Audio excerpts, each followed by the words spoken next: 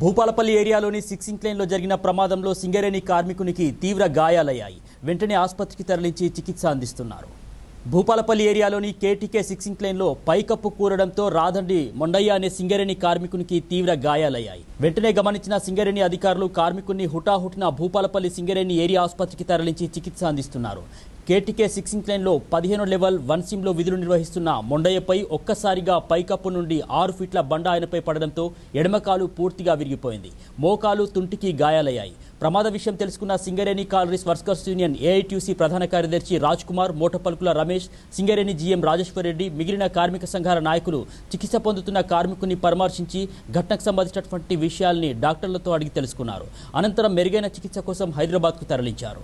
KTK సిక్సింగ్ line గనిలో 1 సిమ్లోని 15 level వద్ద engage చేయబడినటువంటి Kolkata team, mining foremen, SDL ఆపరేటర్లు పనిస్థలంలో ఉన్నప్పుడు ఎస్డిఎల్ ముందుకు కావడం కోసం పనిస్థలాన్ని కొద్దిగా వెడల్పు చేసే ప్రక్రియలో భాగంగా కార్మికులు ఆ పనిలో నిమగ్నమై ఉన్నప్పుడు ఆ టీంకి సబ్బల్ముఖంగా పనిచేస్తున్నటువంటి ఆర్ ముండయ్ అనే కోల్కతా కార్మికుడు పక్కన నిలబడి డ్రిల్లింగ్ పని కోసం ఆ రాడికి బిట్ కట్టుకుంటున్న సమయంలో రూఫ్ నుంచి 3 ఇంచుల మందము 6 ఫీట్ల వెడల్పు కలిగినటువంటి రాతి పొర విడిపోయి ఆయన తల మీద పడి, తల మీద నుంచి మీదుగా 6 ఫీట్ల కూడా ఆయన పూర్తిగా ఆయన మీద పడిపోయింది. తలకి కొద్దిగా గాయాలైనవి, తొడ మీద గాయాలున్నాయి, కింద అరిపాదం కింద కూడా తీవ్రమైన గాయం ఉన్నది. కానీ సిటీ స్కానింగ్, ఎక్స్రే రిపోర్ట్స్ అన్ని చూసిన తర్వాత అతని ఆర్గాన్స్ మొత్తం బ్రెయిన్ కానీ, ఎముకలు కానీ, వైటల్స్ అన్ని కూడా సక్రమంగా ఉన్నాయి.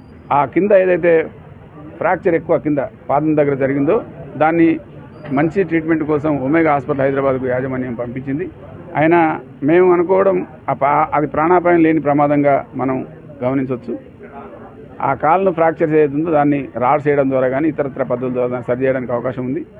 మేము ఊహించినట్టుగా అది తీవ్రమైన ప్రాణాపాయానికి దారి తీయకపోవడం సింగరేణి కార్మికుల యొక్క కుటుంబం యొక్క అదృష్టంగా భావిస్తున్నాం.